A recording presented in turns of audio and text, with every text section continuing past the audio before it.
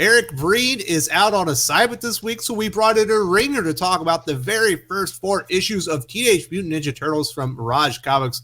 The wonderful Peter Laird and Kevin Eastman, obviously behind this, started something, a worldwide phenomenon that to this day cannot be controlled. Obviously with me, as always, is award-winning comic book editor and writer Joe Corallo. How you doing, Joe? I'm all right, Wes. How are you? I'm doing fantastic. Did you have a good Christmas? I had a wonderful Christmas time. How about you, Wes? I had a great Christmas. We had a great stream here. I had a fun conversation talking about comic books. Wonderful. Now, we're going to talk about TMNT. I happen to know somebody that knows a thing or two about TMNT. Mark Pellegrini, not only is he a comic book writer of some books you might know, but he's also the man behind TMNT Entity, basically the focal point. If you need to know information about TMNT comics, you go through there, or the cartoons and whatnot. But Mark has also written some TMNT comic books. He's also, what did you do? Did you translate TMNT comics? So I've done a lot of this and that. I do copy editing for the Russian publisher of the Ninja Turtles license. And he publishes things in English, but obviously English isn't his first language, so I copy edit all of his English publications for him. And I've translated or scanlated Ninja Turtles manga, a lot of it. And I've written some Ninja Turtles comics for fan publications that are published with Mirage artists like Dan Berger and Jim Lawson. So, yeah, I've done this and that with Turtles, plus the website. So Mark is our TMNT ringer. How you doing, Mark? I'm doing good. Happy New Year. Happy New Year to you. So this is going to be very, very good. I've been wanting to talk about this for a while. Eric Breen does not read TMNT, and he owns none of the comic books. So I've been waiting for just a break in there. Thank goodness it just so happened to coincide with Mark having a week off to actually talk about these things during a week. So this is going to be Mirage Era TMNT number 1 through 4, published in May 1984 to April 1985. Kevin Eastman, Peter Laird doing the writing and illustrating together. Obviously, there's the tale, Mark, of that this was essentially created in a house. That the studio itself was a Mirage. It was just two guys that love comic books. Yeah, and they would not just, wasn't one of those cases where one drew and one wrote. They did everything back and forth together, including like one would do pencils and one would do inks, then one would do inks and the other would do pencils. And it's almost impossible to extricate the Eastman from the Laird or vice versa. Yeah, so very exciting stuff. There's also the big tale. We know this is true, Joe Corallo, that they were big fans of Daredevil, and they've kind of tied the origin story of TMNT, which we are going to learn in this 4-issue story here, with Daredevil itself. And it's just one of those cool little Easter eggs out there that I think people really love about comic books. No, absolutely. There's a lot of little Easter eggs here. I mean, they're clearly fans of Frank Miller. And at this point, which is interesting, is when they're doing this, Denny O'Neil's on Daredevil, and this guy that hasn't really gotten much attention yet, David Mazzucchelli, is the artist on Daredevil. We're not up to Born Again yet, but yes, he's starting his work with Denny on that book. So it's very exciting stuff. Now, Mark, when we talk about TMNT, it's a worldwide phenomenon, and all these wonderful things that we still love to this day. So why does it take so long to get out 4 issues? I believe the first one was supposed to be a one-shot, right? But it was so popular they had to come back for more? Pretty much. So the very first issue of Ninja Turtles, if you go back and you read it in a vacuum, ignoring all the other issues and cartoons and stuff, it is, like Joe said, it's an homage, but more of a parody of Daredevil comics. I mean, the bad guys are called the Foot instead of the Hand. Their sensei is Splinter instead of Stick. If you even look at the cover, the original Ninja Turtles logo for the title, it looks just like the Frank Miller Ronin logo, where inside the letters that say Turtles is a hand holding up a bloody sword. It's Leo's hand. This was the first issue is just a straight up parody. They even do the Daredevil thing we just talked about, where the turtle is basically just what happened to the canister that blinded Daredevil. It created Ninja Turtles. It's a joke. It's all just jokes in this first issue. Yeah. But Turtles kind of just grew into its own thing so much that you wouldn't even know that it was a parody, because Turtles are their own thing now, and the origin of the Turtles is as much a famous comic book origin as, Krypton exploding or the Waynes getting shot in Crime Alley, that kind of thing. Absolutely. And then, when we think about Eastman and Laird and what they created with TMNT, obviously eventually it gets acquired by Nickelodeon. We got movies. I think we had 4 sets of movies at this time, comic books to this day with all different publishers. Obviously it's at IDW now. Cartoons all over the place. This is the success story that comic pros, when they start working on stuff, this is what they want out of their career, right? To make something really cool and then have it blow up and become something bigger than they could ever imagine, Joe. Yeah. I mean, thinking about it, one of the last times this really happened, like, I mean, it's never quite going to be replicated, because even when people think of other examples, like Robert Kirkman, for example, he had done multiple comics. The Marvel Zombies by the time. He really hustled before The Walking Dead really broke the way it did.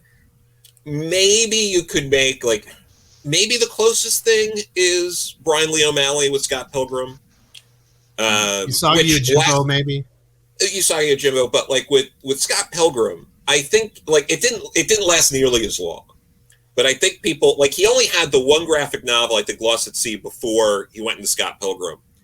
And even though the movie ended up being a flop, there was this brief period of time where there were just city blocks with lines wrapped around it coming for Brian Lee O'Malley. Not the movie, not, Michael Cera, whoever else. They're coming for Brian Lee O'Malley. And that's one of the last times that really happened on the indie level. It's very rarely been replicated. But I mean, forget it. If you want to this day, if you want to go to a show and meet Kevin Eastman, pack a lunch. You're going to be on that line. Yeah. It took, so Tim and I do a lot of shows, and it took 5 shows. We were at the same show with Kevin Eastman. It took 5 times for us to be able to get enough time away from our booth to go visit him and get my Turtle. I actually got my Heavy Metal magazine signed by him, but those lines are so long. It's you have to spend 3 hours in line just to see that guy. Yeah. It's incredible. Yeah. And they're all kids too, which is wonderful, because kids still love Turtles after all this time. It's not just 40-year-old men. Yeah, we're going to get into that. These comic books are absolutely written for children. I mean, although they are pretty bloody, but I'm saying they're fun. It's funny though. I mean, because the first issue is full of blood and guts and stabbing and death, and the second issue is when we'll get to it, it's very corny. It's very corny superhero, supervillain stuff. It changes gears really quick. Yeah. Speaking of issue 2 on, so this is a lot of fun. I can't wait to do this. Let's get into it, fellas. Let's talk about TMNT #1, the parody issue here, Mark.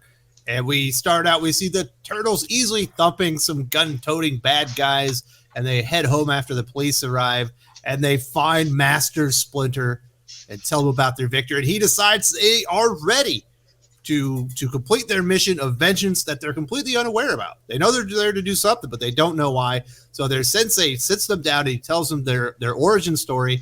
And we learn that Splinter was once the pet rat of Homage Yoshi, the greatest warrior of the Foot Clan. And then Splinter learned ninjutsu while he was a rat, mimicking his movements. And that Yoshi had a bitter rivalry with a fellow clan member named Oraku Nagi. They both fell in love with a beautiful woman named Tang Shin, but she only had eyes for Splinter's master Yoshi.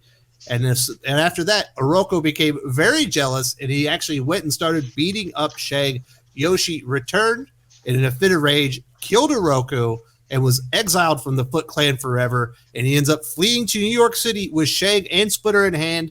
And we get the start of this origin story, Mark. Lots of fun stuff, and we get some ninja clans, everything you could ever want as a kid in a comic book. Pretty much. I mean, it is it's such a classic origin story. Like I said, it's almost like I never want to see it again. It's we never need to see Peter Parker getting bit by the spider again. We never need to see Clark Kent being raised on the farm again. I never want to see the Ninja Turtles origin again for as long as I live. But it is just such a good classic origin. It's a very typical revenge story. But this comic by itself, it's one of those things where, because this comic was intended as just a one-shot gag book, it feels like Eastman and Laird would have to they'd retcon some of this later on. They would bring back the Shredder. We'll get to that later. They would have to get the Turtles know about their origin. So it's like, why is Splinter telling them all this? We have all these issues that take place, these prequel issues that come out later where the Turtles know their origin. Why Splinter doesn't have to tell them what they're there for. So a lot of this first issue, because it was written just to be a one shot, they have to kind of backtrack later on to tell a more expansive story, because this comic by itself basically is full circle. It begins and ends everything. Which I think they regretted when they realized it was so popular that they would have to keep it going. Yeah, but it never answers the question why a child would just hold a little glass thing of turtles like over an open manhole. Stupid kid. Yeah. So the funny thing is that here's some Turtles lore for you. Yeah. Well, so here's some quick Turtles lore for you. That kid actually has a name. It's Chet, and even though his story continues in a short comic written by A.C. Farley that was published a few years later, and he turns out that he grows up to be a Con Ed worker down in the sewers, and he always has this trauma in the back of his head that he loved those baby turtles, and that because he was irresponsible, they all fell down the drain and he was afraid they died. And so on this story that A.C. Farley wrote, while the turtles are traveling through the sewers to go to their climactic battle in this issue against Shredder and the Foot, they bump into him down in the sewers, and they both have the Turtles and Chet both have this moment where they think they recognize each other, and then the Turtles disappear, but it gives Chet this feeling of closure. And the Turtles remember Chet for the rest of their lives. Like when Donatello's an old man, he has a computer AI that does all of his stuff for him, who he names Chet. He doesn't know why he named it Chet. It's just that in the back of his head, he always remembers that kid. So that kid ends up being a kind of an important character in his own way in the Mirage comics, and none of that ever translates to any of the other comics or cartoons. It's something exclusive to this book. There we go. So we continue on with the origin here, Joe. When we get Nagi's brother, Saki, ends up swearing vengeance for the slaying of his brother. He is driven by anger, and he ends up becoming the greatest ninja in the Foot Clan. And fortuitously, the Foot end up sending Saki on a mission in New York City, and he sees this as an opportunity to exact his revenge finally on Yoshi. And eventually, Saki tracks down Yoshi and Shang while they're in New York City, and he goes to their apartment and he murders Yoshi's love while he's away. Yoshi returns, finds his wife dead on the ground, and her murderer, Saki, now known as Shredder, in tow. And what we end up getting is Shredder murders Yoshi, and Splinter, of course, ends up fleeing the apartment, going into the alleyways. And then one day, there's a truck going by, and a strange canister falls off the truck. It strikes a boy in the head and then smashes into an aquarium, as you guys just mentioned. And eventually, Splinter and these 4 turtles that were in the aquarium end up covered in this glowing ooze, and they find themselves mutating the next day, and they become more and more human by the day and begin speaking. Splinter begins training the turtles to one day avenge his master's death and names them after Renaissance artists, and the origin is complete, Joe. Everybody knows the story. Oh yeah, and one of the funny things too is, I still remember this day being, I must have been like 5 years old, like almost 5 years old when the first movie came out, and my dad taking me and my friend Andrew to go see it, and it was years later when I would go back and read the comics, and it's funny that movie felt like a more loyal adaptation to this issue than anything they had done since then, which is I love the scene when you got the little rat puppet like is in the cage and he's doing karate or whatever while the guy's in the background. It's like my favorite scene. Oh yeah, but no, it's interesting, but also how much the characters change, and Mark is going to be able to talk about this in more depth, but this is not really like the Splinter we get really anywhere after this first issue. This idea of Splinter kind of coming off as this, like, I found you and trained you so you can, get bloody vengeance for me. It's not like That's they take the edge off. The Splinter, yeah. Yeah, train these child soldiers, yes. Yes. I mean, so Splinter using the turtles basically to get his revenge. It is something they bring up much later. It's what fuels City at War, which is the story arc that ends the first volume of Turtles. So, he has to basically face that he was kind of being a really shitty dad by doing that. I mean, it's one of those things where, again, it's like Eastman and Laird regretted making Splinter so harsh in the first issue, more of a sensei than a father, because they really did mellow him out later on and turn him into a dad rather than a sensei. But they still had to, deal with the fact that, yes, he used them as child soldiers to get his revenge and that there are consequences for that. Yeah. Well, it turns out, Mark, they are willing soldiers because the Turtles are determined to avenge Master Yoshi and kill Shredder. And so who are you going to send? You're going to send my favorite turtle, Raphael, the hothead of the group, to deliver a message to Saki to meet the Turtles on the rooftop in a duel to the death. Shredder arrives with the Foot Clan, and there are a lot of them, and they are absolutely devastated, Mark, by the fighting prowess of the Turtles. Saki is isolated, and they demand that he perform ritual suicide. He refuses. He doesn't accidentally. He pulls out a grenade, and he's going to blow everybody up. Thankfully, Donnie is right there with his bow staff. He knocks the grenade and Shredder off the rooftop, and as you said, he dies.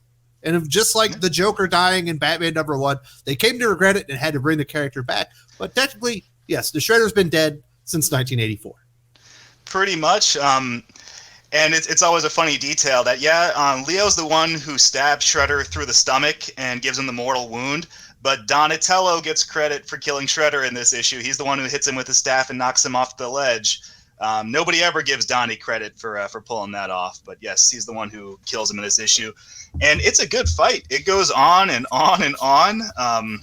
Several pages. The Turtles and the Shredder aren't, cranked up to 11 in their prowess. The Turtles take a lot of cuts and a lot of blows from the foot soldiers in this one, which is what Shredder's trying to do. He even has this line where he says that my foot have left their mark, and we see how badly the Turtles are all bleeding.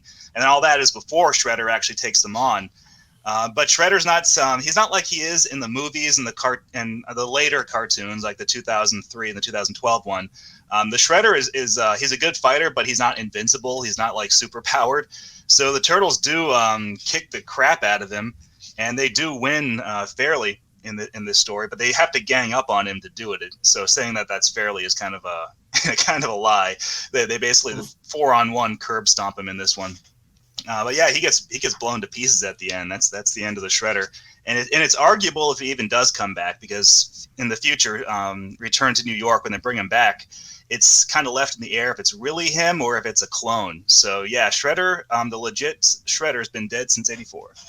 This version of Donnie is so much better than that Michael Bay abomination with those stupid glasses. Right. It's funny because Raphael is the only turtle who gets personality in this first issue. Absolutely none of them have a personality or a specific voice, except Raph, because he has that spotlight moment where he's perched on the roof delivering the challenge to Oroku Saki. The turtles, they don't develop their unique personas. It takes a lot of issues. It takes a while for even Michelangelo to crack a joke. They're just not really thought through. They're all just kind of vehicles for this Daredevil parody, and that's all they were intended to be at first. Yeah. All right, well, let's get into the second issue. We're going to meet Baxter Stockman. Everybody knows him, but of course, April O'Neil. But this isn't the April O'Neil most people probably expect, Joe Corrado, because we start out where there's a news reporter talking about Dr. Baxter Stockman and his assistant, April O'Neil, and their new invention, this rodent-killing robot named Mauser. If you watch the cartoons, you've definitely seen the Mausers. Splitter sees this as a great danger to the Turtles. At the same time, all of a sudden, there are a slew of bank robberies going across town that are featuring tunnels going underneath the banks.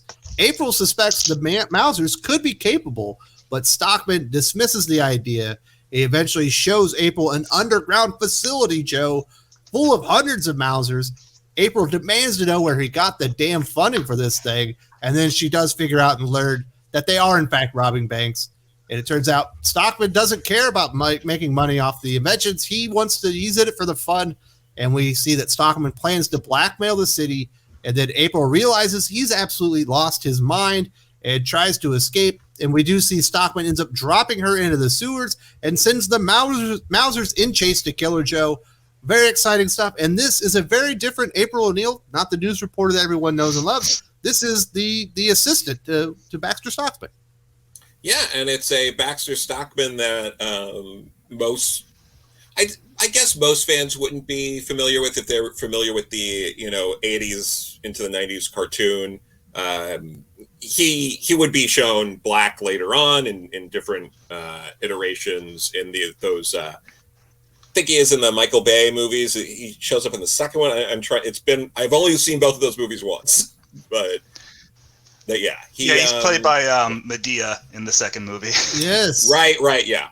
Exactly. So yeah, but this, whereas the first issue feels like a Frank Miller style parody, this issue feels more like a straight up superhero, almost like a DC Comics kind of parody, because of how over the top Baxter Stockman is. I feel like that has to be the case. Like reading it again, I've read this a few times. I read it again last year, and now I read it again for this. It's like the way Baxter operates in this is very like, I'm going to rob banks, and then I'm going to use that money to fund an operation to blackmail people for more money. And there's no plan, and the plan is just like, I'm a bad guy, and I'm not exaggerating. Yeah. He literally, says like, the money's like incidental. It's fun to do all this. So like this, it feels like they pivoted into another kind of parody, and they're still in the comics parody mode with what they're doing here. Oh, definitely. And so Baxter does come back, years later in Volume 2, but he's just as petty. All he wants is revenge against April, who he blames for, getting him caught by the cops. And then he's taken by this group called DARPA for the government, who use him at Area 51 to build a bunch of stuff, basically enslave him. And so he wants revenge against April, so he turns himself into a cyborg, and that's years later. But Mirage Baxter is not as well developed a character as even the 87 cartoon one who got turned into a mutant fly. Mirage Baxter is just a very small, petty man who just wants money and revenge and power, and that's it. So he's actually, most other versions of Baxter are a better character than the one from the original comics. All right, so we see April O'Neil is about to be mauled to death by the Mousers, and thankfully the brothers arrive just in time. They destroy the Mousers, but April faints when she actually sees who these brothers are and what they are. They end up grabbing her. They return to their lair in the sewer to discover Stockman is holding the city ransom, just like he said he was going to. And they are threatening Mark to destroy every major headquarter building in the city if his demands are not met. April and the Turtles decide that they're going to do something about it. They break into Stockman's building to stop him. And there's a lot of fun going on here, but they end up getting trapped in a room full of Mousers, and they're about to be eaten to death. It's all about to be over at issue number 2. Thankfully, Donnie and April, they just cut the power out and disable the Mousers. It felt like a scene from Austin Powers, Mark. Yeah, it's so April being a computer programmer. Some versions of the cartoons and movies will bring that up, her being tech savvy, but it's not as much fun as her being a news reporter. And the whole reason they made her a news reporter in the first cartoon and the original movies is because it gave her a reason to be involved in the action, so that she follows them around, reports what the Turtles are doing. That gives her a purpose. In the comics, she's just a not as intelligent Donatello. Donatello can do everything that April can do, but better. So there's never a good reason for her to be there. And April is one of those characters in the Mirage book who disappears for a long time. She just becomes obsolete. And and that's a part of her big story arc later on during City of War. But she's like Baxter. She's not as strong a character in the comics as she is in later versions. Later versions improve and build upon her. That dialogue she has with Donatello when they're trying to override the Mousers it's also clear that Peter Laird or Kevin Eastman didn't understand computers very well either, because April's like, why don't we whip up a virus to destroy the machine? It's like, really? You're going to code a whole virus right now in 15 seconds? It's stuff like that. I feel like they were kind of taking the piss out of other comics that do that stuff because there was that whole moment. Yeah, hack the planet. But they do this whole bit, like you're saying, like, oh, I can do this, and then Donatello's like, that would take me days to code a virus to do so they're kind of like undercutting all of what, and again, this feels like a DC comic almost, because you can picture Superman kind of just showing up and being like, I'm going to use my super speed to whip up a virus really quickly on this computer, and that'll stop everything. It felt like they were taking the piss out of a lot of that kind of stuff there too. All right, well, let's get into what is my personally the favorite comic book out of the three because of one scene. We're going to talk about it very shortly, Joe. TMNT number 3, the Turtles find their sewer lair is badly damaged. It's littered with broken Mausers, and Splinter is missing. Dun, dun, dun. And they call April, the only person that they think that can probably help them. She shows up in her van. A lot of people like to make jokes, or they talk about how the art in TMNT, at least Kevin Eastman and Laird's art, isn't sophisticated. And this is where I disagree with them as far as layouts and action and sequencing, because what comes up is just a masterpiece as far as a car chase, because the police mistakenly think that April's vehicle is one being used in a recent robbery. And we just get this car chase, Joe, and it's so frenetic and it's so much fun. Sure, it's not Liam Sharp level of illustration, but Liam Sharp couldn't lay out action like this, and I love Liam Sharp. Sure. I don't know how Kevin Eastman does it, but this is one of the more fun car chases. It's right up there, really, with the Batmobile scenes from Batman White Knight, and obviously the chase ends up leading to the actual robbers in their van because of a coincidence. It looks like April's van, and they escape to her apartment to find Splinter. With this little scene, which I don't know that it particularly plays an enormous part in this comic, which I absolutely love, it is so much fun. I fell in love with it just reading it. No, absolutely. And that whole bit with the kind of switcheroo, again, feels like riffing on that. I feel like I've read that in an Action Comics from like the 60s. It's that kind of fun with the medium. But also, I think their art's solid. They never hit Dark Knight Returns, but they never go as far as the Dark Knight Strikes Again. They're kind of in the middle there, I feel. But no, the layouts very Miller inspired, the way they handle a lot of this. But yeah, it's very kinetic. There's energy. You feel the motion throughout all of this, and this is out of the four we read. This is probably the one that gets that across the best in terms of it feels fast paced. It feels like there's a lot of movement. So after we get this wonderful car chase that I absolutely love, we see that Splinter has taken a serious blow to the head fighting Mausers in the sewers, and the robots are about to devour him, and they mysteriously march off in another direction. And we see Mark that Splinter has escaped by crawling through the sewer, and he's discovered by two human guards, or so he thinks, who take him to the TCRI laboratories. And while he's in there, Mark, and this is straight out of like a 1940s or 50s sci-fi movie, Splinter discovers that these humans are not humans. They're actually aliens in disguise in robot bodies. Obviously, this is a classic introduction to a lot of things that we've seen in TMNT throughout the years. And it's just some of this real zaniness that is incorporated that does not even feel like the same series as the first issue. Yeah, so this issue number 3 is the one where I always forget about the car chase. Takes up like 2/3 of the book because it's kind of, it feels like filler, but you can tell that Eastman and Laird are just making this stuff up as they go along. These first few issues almost have this real stream of consciousness thing where it's just like, hey, how about they fight a supervillain with his robots? Okay, now there's a car chase that goes on for 25 pages, and now it's alien brains inside the stomachs of robot bodies. Like, whatever. Let's just throw things at the wall and make them stick. Splinter, again, is really weird in this epilogue.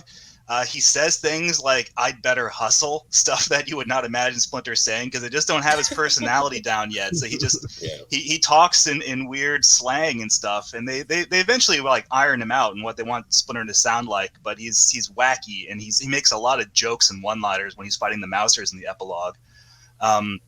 The car chase scene, like you mentioned, is really great. It's pure filler. It just goes on and on for 25 pages, and there's the 25 really well laid out pages, but it's all just meaningless to the narrative.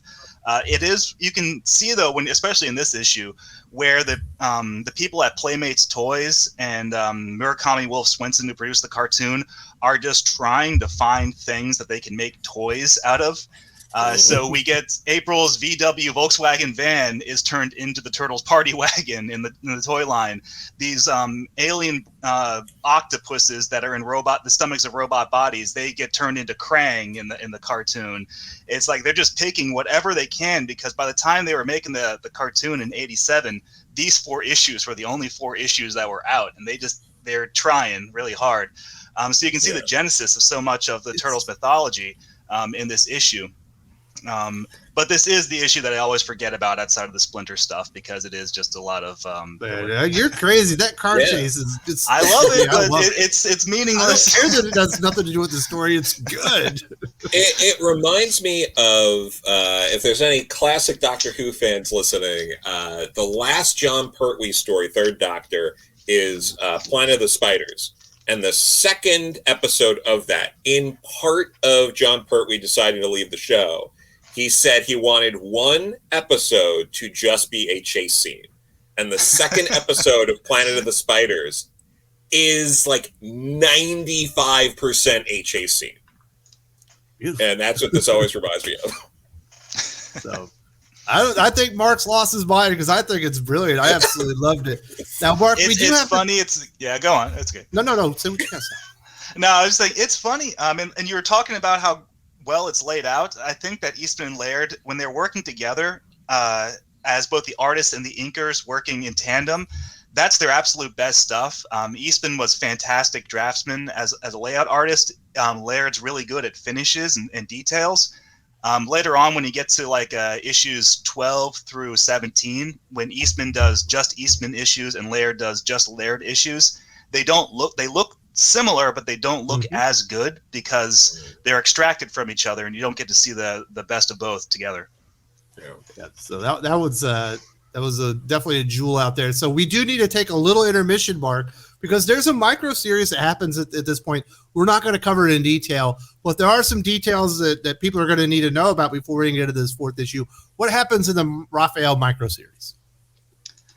Oh, the Raphael micro series. Well, the most important thing is that it introduces Casey Jones. Yes, and you know what? I am a absolute total hypocrite, because I just said that, the car chase is meaningless. It doesn't add anything. It's all just filler. The Raphael micro series is just Raph meets Casey Jones. Casey beats Raph up, and then Raph and Casey Jones have a running battle all over New York City for 30-something pages. It's the same thing, but I love it. I love this issue. Casey Jones is my favorite Turtles character. I don't care. This has been adapted really well.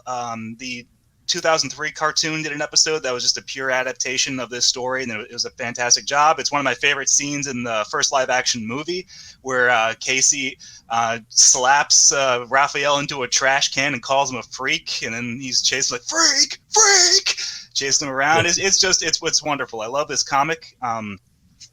But that's pretty much all it does, is it introduces Casey. Casey and Raph are kind of friends in this one, but what's interesting is if you look at some of the ancillary Turtle stuff that came out around the time this was published, they don't actually settle the fact of whether Casey is friend or foe. There's a guidebook called Turtle Mania that was released in like '86 that lists Raphael amongst the Rogues Gallery alongside the Foot Clan and Shredder. And that actually ties into issue 4. I'll pick out the scene when we get to it in issue 4. But this is still the really early badass Casey Jones, who's crazy and just beats up person. You said Raph as part of the Rogues Gallery. You meant Casey. I'm sorry, I meant Casey. Yeah, my bad. I was like, I had no idea. Yeah, no. Yeah, well, I'm waiting to see. what the comments are going to be like, because like you're mentioning with the Raph micro series, since we say we're covering like the first, like, oh, we're doing the first 4 issues, like people just at the ready being like, well, I guess you're not talking about issue 4 because watch the video. People commenting before they watch, that happens so often and drives me crazy. Listen, we acknowledge it. We know it's important. There's a big introduction because that gets us into TMNT number 4, Joe. And after a heated argument, Raph is patrolling the streets. This happens with Raph all the time. He's a hothead, and he's on the rooftops wondering why he can't control his temper. And we do see Casey Jones. He decides the police aren't doing enough. He dons a hockey mask, grabs a golf bag full of equipment, and he heads out to defend the city. And Raph sees Casey beating some muggers down, and he feels he's going just a little bit overboard and tries to stop Casey before he kills these guys. Doesn't think the death penalty is probably worth what they've done. This is not appreciated, Joe. A fight actually breaks out between the two again. We haven't seen enough of that in the micro series. And Casey eventually surrenders. But I guess he was doing take-backs because he ends up sucker punching Raph after he does that with the golf club, and he ends up escaping. And Raph decides that the vigilante must be stopped, and he heads out in pursuit. So, if you missed the micro series, this will be the first time you see Casey Jones. But it's a lot of fun. We get to see the classic Casey Jones kind of character as far as we do see the mask, we see the equipment and all that stuff. And yes, he's not quite the lovable sidekick or maybe the fifth brother that's been adopted that we all know and love, as far as modern TMNT. Yeah, for sure. Yeah, so Casey being just basically a lunatic, one of the things I like about the 87 iteration of the Turtles, the cartoon especially, was that they had very little to work with when they were building the mythology for their animated series. So this is the only Casey Jones that they had. So when Casey Jones shows up in the cartoon, he's just an absolute madman. He's just running around with a baseball bat, screaming non sequiturs. The Turtles, there's an episode I watched last night. I posted it on Twitter called Corporate Raiders from Dimension X. People out there watch it. It's one of the best episodes of the show. But the Turtles need a human friend who they can get to infiltrate a corporation at the intern level because they think it's being run by Krang. So they need Casey Jones to help them. It's like, so, well, how do we get Casey Jones to find us? Like, I know. They rock a vending machine left and right, and then Casey just shows up. He's like, lawbreaker, and starts attacking them with his baseball bat.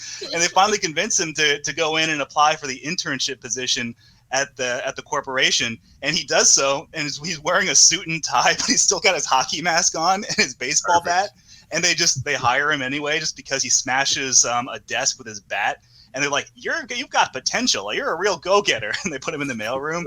It's a crazy episode, but that Casey Jones is plucked straight from this comic, where the only thing we know about him is that he's crazy and violent. And I just that's one of the reasons why I love Casey so much. Yeah, that's a great episode. I love that episode. Raph ends up finding Casey as he prepares to throttle 2 different thieves that are stealing a car radio. Raph catches him again, and they start fighting once again, Mark. And Raph knocks Casey down, telling him that not all crimes are deserving of death. We're not going to put all criminals to death here. And Jones ends up fleeing into the streets. And at this point, Raphael has to make a big decision, Mark. Is he going to risk being seen by the public? People aren't supposed to see the Turtles. They'd be afraid of them. He decides it's worth the risk. He decides to pursue Casey Jones, and he is spotted by some alarmed citizens. He absolutely freaks them the hell out because he is a walking turtle that is also a ninja. And we see Casey Jones ends up hiding in a park. He ends up attacking Raph. There's a fierce battle, and Raph gets the better of Jones once again, who finally surrenders for real this time. And then the two start talking, and they realize they're both hotheads and they have a lot of stuff in common. They kind of argue like brothers, which we'll definitely see later on in the stories, until they hear some cries for help, and they decide to go off and help some people. They start their bromance here, Mark. Yeah, it's a little Easter egg too, but I forgot to mention it at the beginning of the story when we first meet Casey Jones. The 2 muggers who are attacking the woman and kind of implying that they also plan to do more than just rob her. They're caricatures of Eastman and Laird. They drew themselves into the issue as those 2 muggers that Casey just like beats within an inch of their lives. But Eastman and Laird, they don't have cameos in the comic again until Volume 4, which is like 30 years later, where they're in attendance at Splinter's funeral because Splinter dies of old age in Volume 4. And if you're just looking at it strictly within the canon of the narrative, these two purse snatchers and attempted rapists are also at Splinter's funeral. It's like, how did they show up there? Yeah.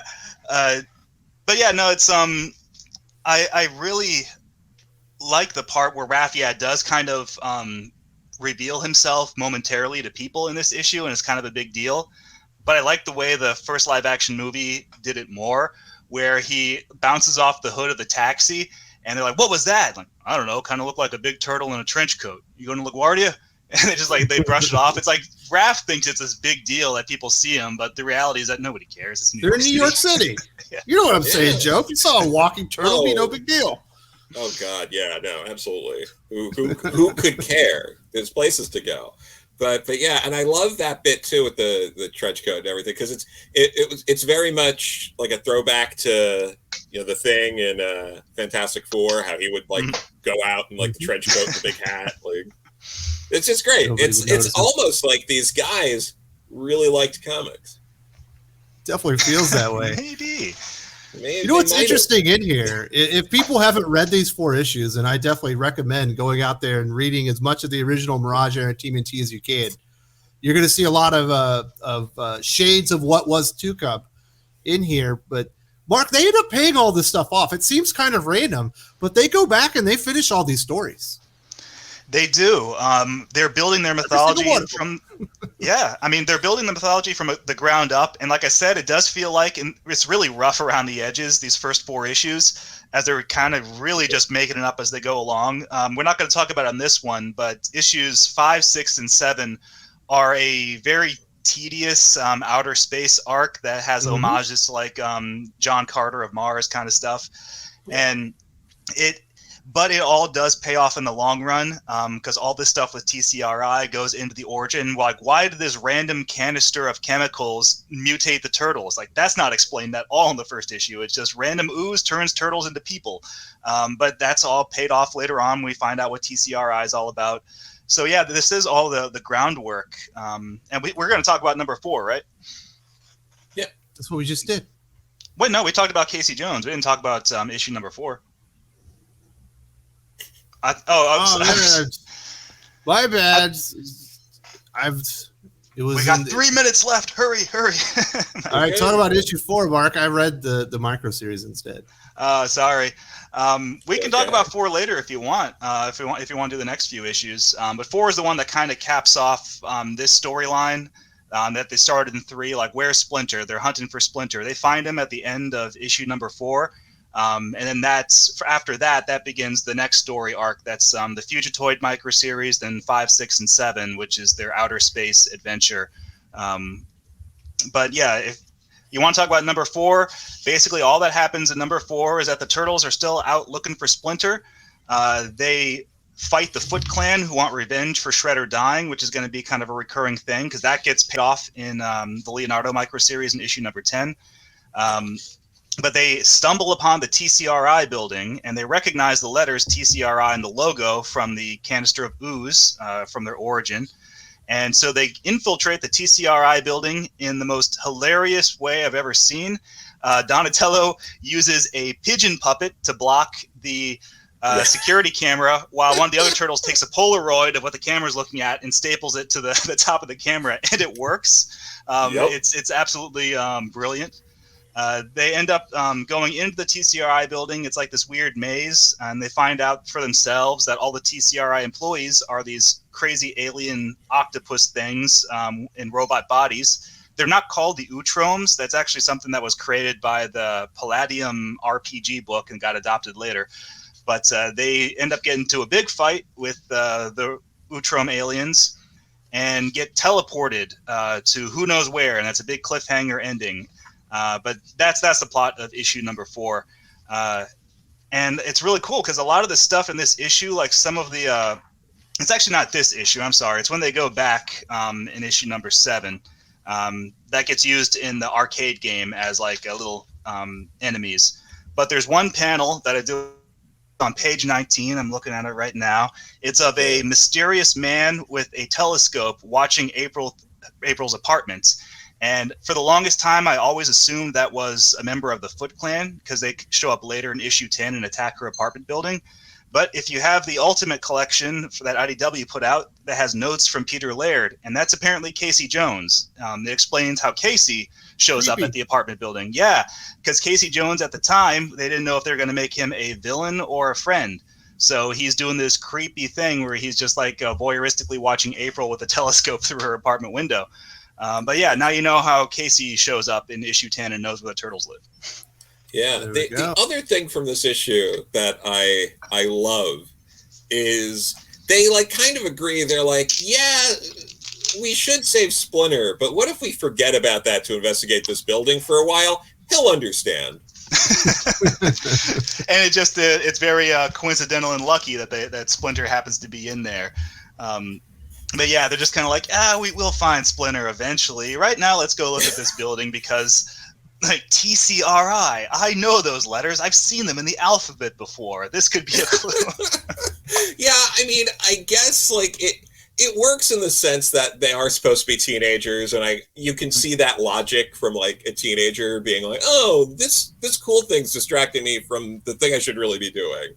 To an extreme, but I can see where they were thinking that. They so rarely act like teenagers in the Mirage comic. They're supposed to be 15 years old, and they all just act like adults. And so this is one of the rare times where they do act like teenagers.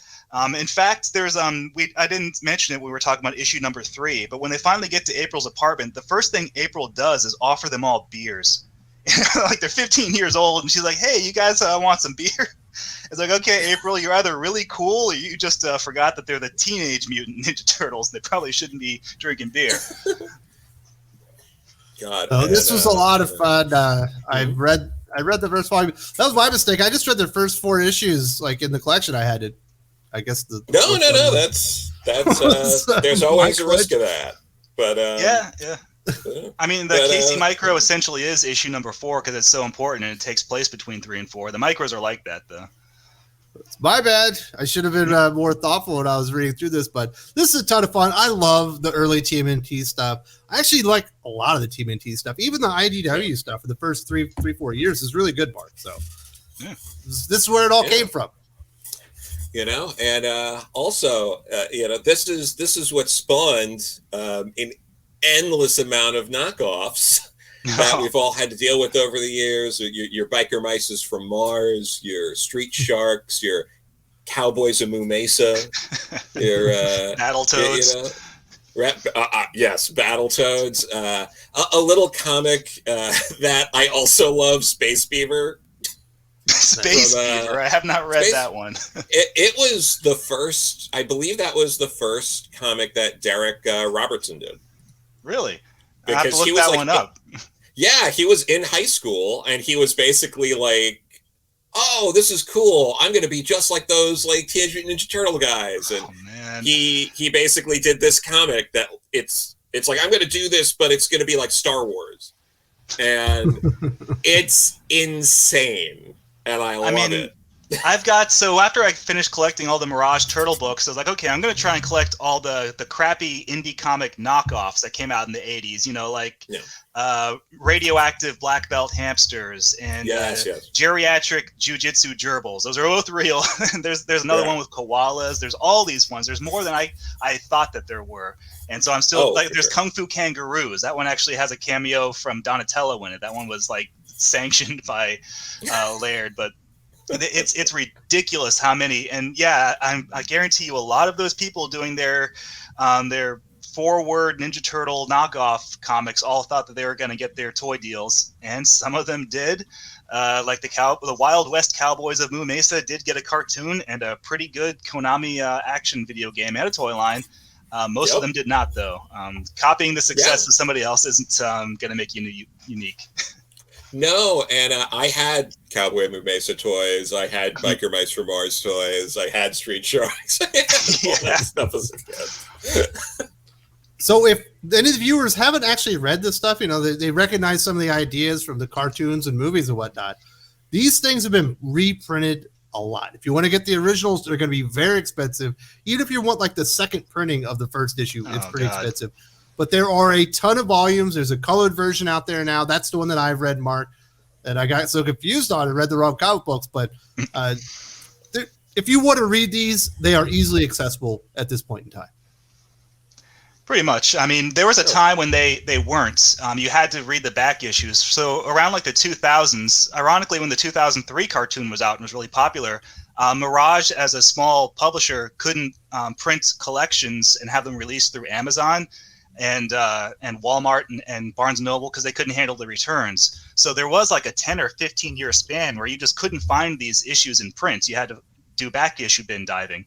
But now, though, like thankfully, IDW, for all their sins, the one good thing they've done is they put so much of this Mirage stuff out in affordable, easily accessible versions. You can get them in color, like you said. They're in volumes called the Works, or you can get them in the original black and white in those hardcover IDW collection editions. I recommend the black and white personally because that's the way they were intended to be read. But you can do either or. They've also started putting them out in multiple languages. Japan, for the very first time, got the original Ninja Turtles comics. Japan has actually loved Ninja Turtles. Ninja Turtles has actually been very popular in Japan, but they never got the Mirage comics until this year. Thanks to IDW for, they're terrible at making new Ninja Turtle comics these days, but when they put out the old stuff, it's wonderful. So thank you. Yeah, so this has been a lot of fun. I just really love going back to this. It's such a cool success story with Eastman and Laird. And Joe, I'll let you have the last word as we wrap this one up, but I had a lot of fun doing this. Yeah, no, absolutely. I would go on and also recommend those like oversized, like ultimate editions that IDW put out of these different. That's how I read it. It's great. My brother has his copy signed by Kevin Eastman.